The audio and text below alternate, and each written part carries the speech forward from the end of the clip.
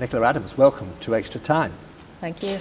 Boxing fans will have appreciated, of course, all the skill and quality that took you to such a decisive win against Can Ray in the 2012 London Olympic final. But what perhaps the general public will remember above all is your smile as the referee, and there it is again, as the referee raised your hand as the winner. You really do love your sport, don't you? Yeah, I do. I'm so passionate about boxing, and to win the Olympic medal in London and to get the gold medal and have all the fans and all the support that I had in Britain was absolutely amazing. Yeah. To think that they love the sport just as much as I do, it just made it 10 times better. Yes. Tell us in brief the highlights of that particular fight, that final. I'd definitely say the knockdown in the second round. Yeah, and then having my hand raised at the end. Can you remember that emotion now for us? Can you recount that for us? Yeah, but it's so hard to put into words. I was happy. I felt like crying at some points, and then I just remember thinking, oh my God, I've done it.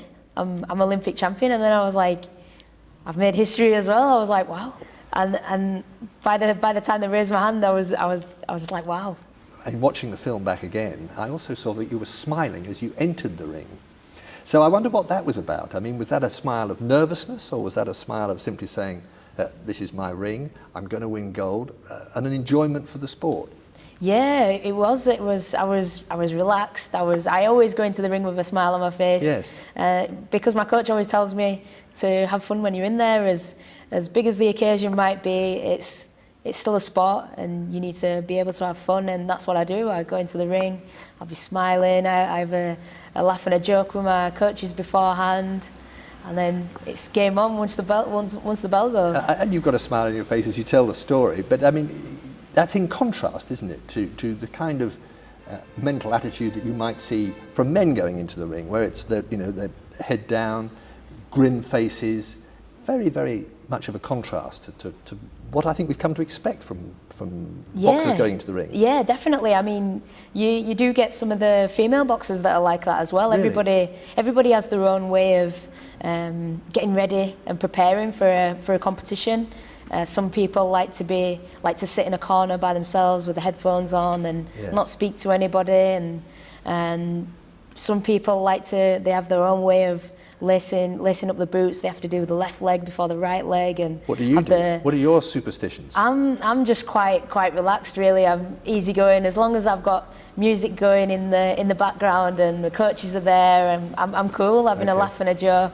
I'm quite relaxed. I don't really like to have superstitions and a set of rules of the way that I need to do stuff, because if I ever get into a competition and I can't do that, that could mess up my whole game plan. So I like to keep things very relaxed, chilled, and then just get in the ring and do the business. It all sounds very matter of fact, doesn't it? But nevertheless, let's move on now. 2 years, Commonwealth Games in Glasgow. Yeah.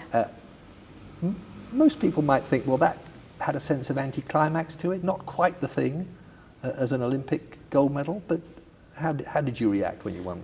Oh no, that was still another piece of history for me. So I was still very happy to be there and performing and winning another gold. It was even more important to me because I went into that competition with a really serious shoulder injury. Yes. I couldn't really throw my left arm the way that I wanted to, and it was hindering me a lot. And to be able to win a gold medal with practically one arm, it definitely was. You were a one-armed boxer? Yeah. Were you? Yeah. Really? Wow. So I had to change almost my whole style of boxing going into that tournament. It was like telling somebody that you've been writing loads of years with your right hand, saying, okay, now you have to write with your left hand. Yes. And I had to change my whole style to pull that off. And is that shoulder still vulnerable? Oh no, I had an operation after the Commonwealth Games. I think it was eight months out, getting having physio and treatment, getting it strong again, and then I came back for the European Games, which I created another little piece of history for, and got a nice gold medal, and it's working good now, and I'm happy being able to box the way that I normally box. Well, now, of course, you've also come to be known as a boxer who does the old Ali shuffle Yeah, in yeah. the ring, which is a nice little trademark thing, and of course pays respect to the great Muhammad Ali. You just have to wonder what you might have done all those years ago when you first fell in love with boxing. I mean, what you might have done without those role models of Muhammad Ali and Sugar Ray Leonard. I mean, that was where it all started, basically, wasn't it? Yeah, it was. That was where it started for me. I don't know, to be honest. I think I'd have probably still ended up boxing. So, well, I actually ended up going to boxing because my mum couldn't get a babysitter. Right. For me and my brother. She used to do aerobics classes, and then she took us down to an after-school boxing class. So, and I absolutely fell in love with the sport. So, Yes. Who knows?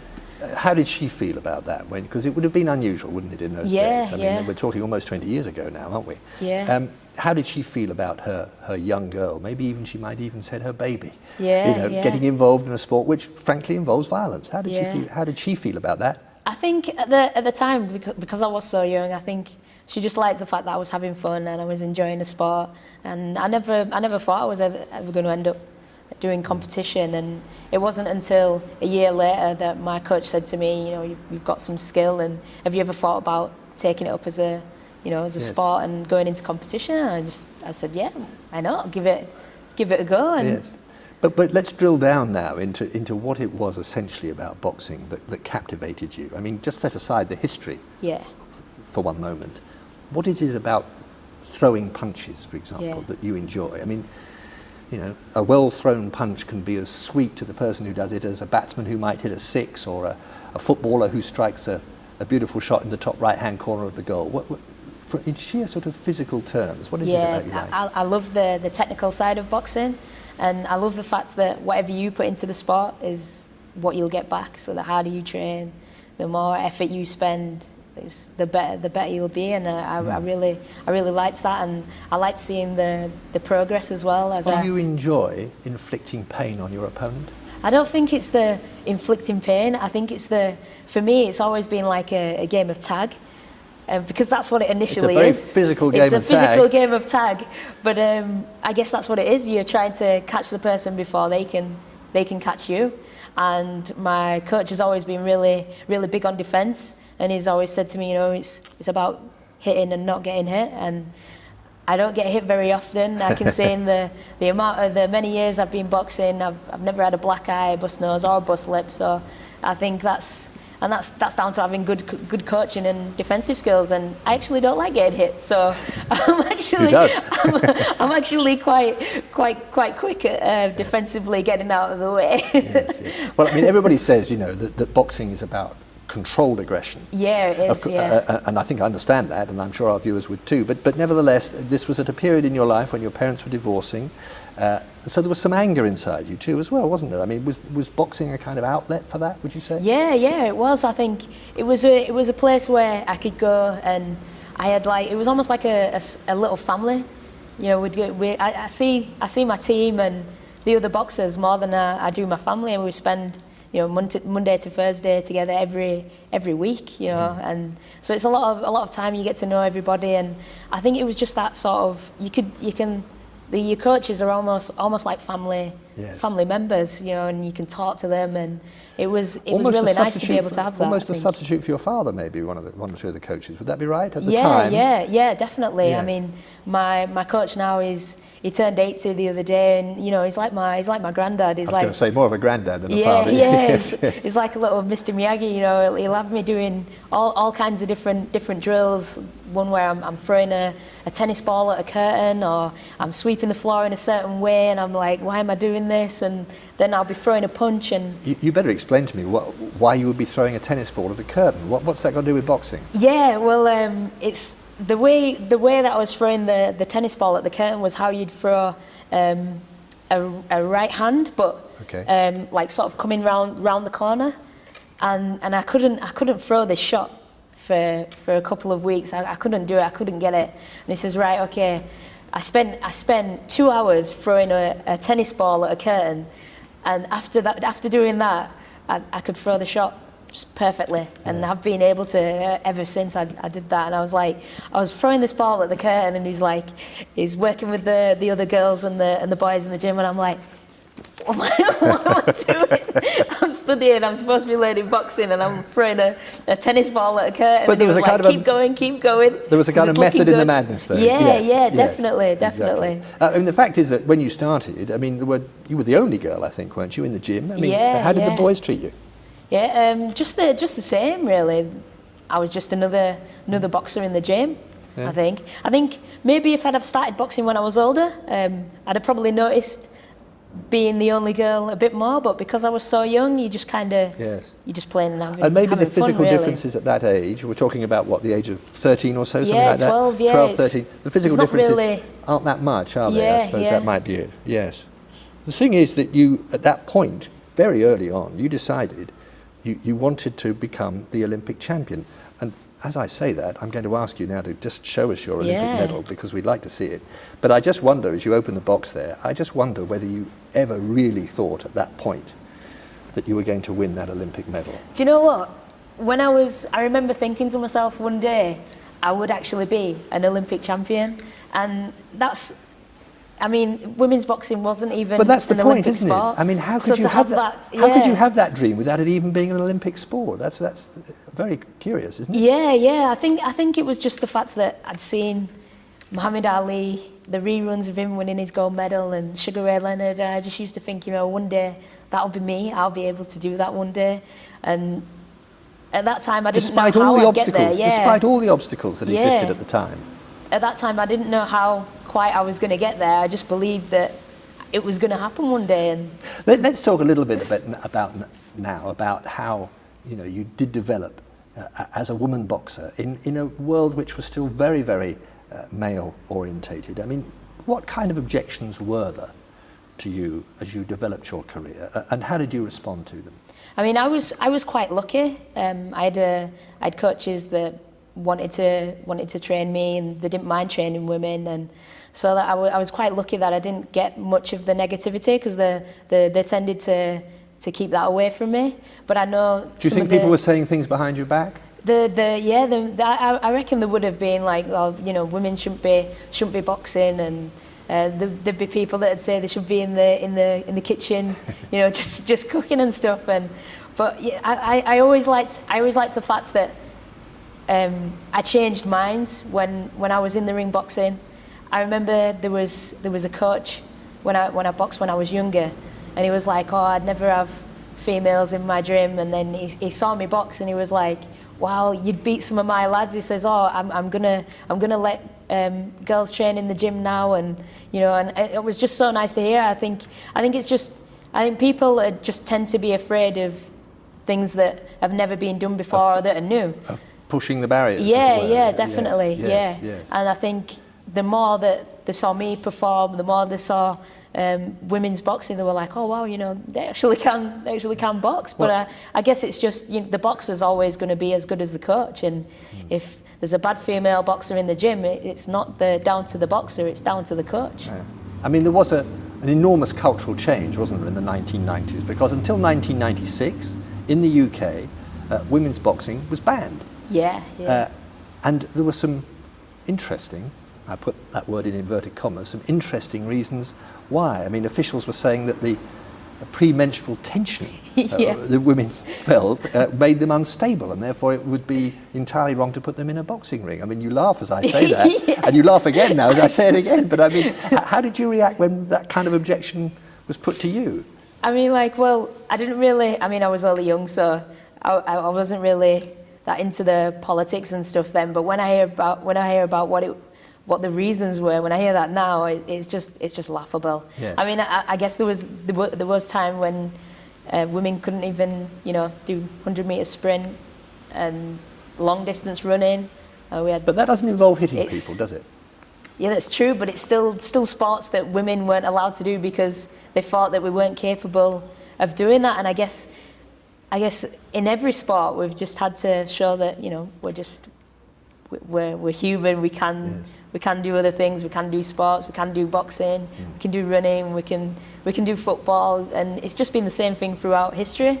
I guess you could go right back to when women weren't even allowed to vote, and that's not physical at all. No. So it's we've just had to push the barriers, I guess. And you've certainly been an ambassador in that respect, haven't you? But I mean, there were some respected voices in boxing who objected to you starting your career, or at least getting to the stage where you were, you know, going to the Olympics and had a real prospect of winning that gold medal. I mean, Amir Khan, I think he's changed his mind now, but Amir Khan said deep down, I think that women shouldn't fight.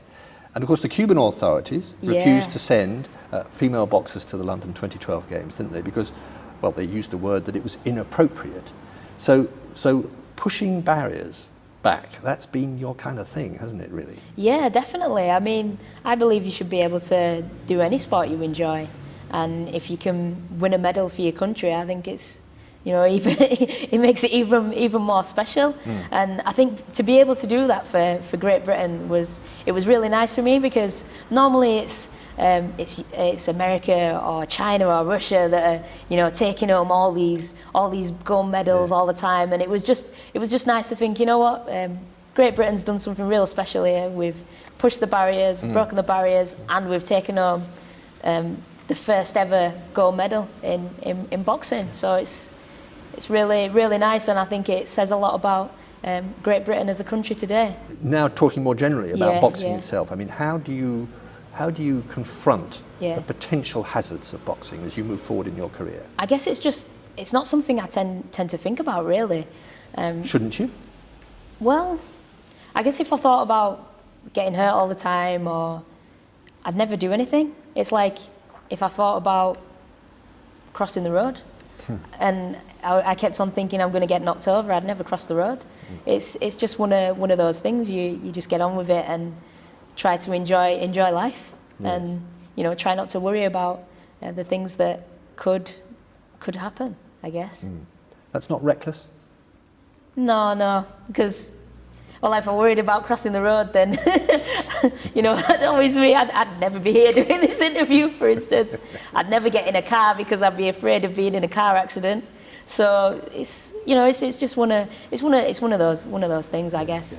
A final thought on concussion, because that's really what we're talking about now. I mean, it's become a very hot topic in rugby union, and it's a very, very hot topic in American football, where there's a £1 billion lawsuit now against the NFL, the National Football League, which is going through as things stand at the moment.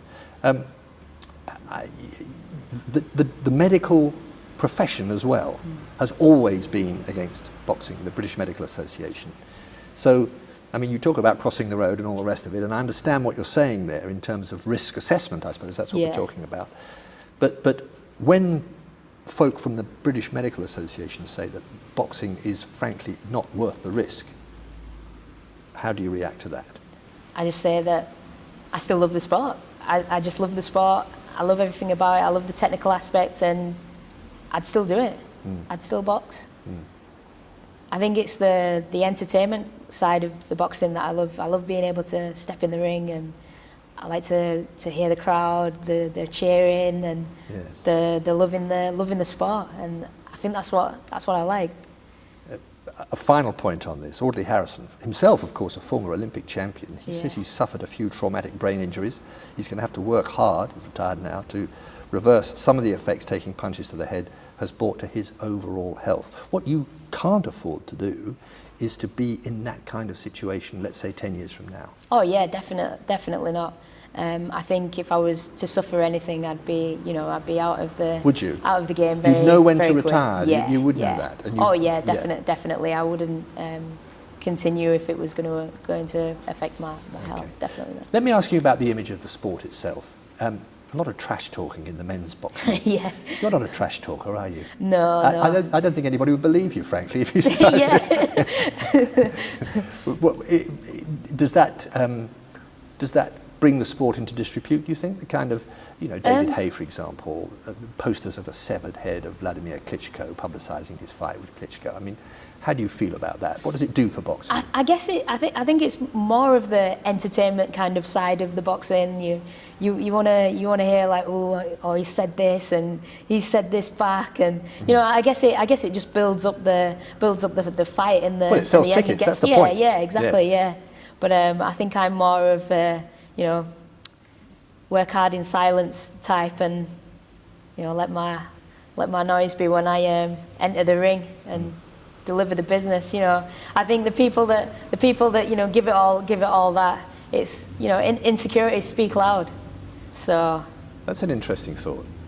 Yes. I'm more about silence is confidence.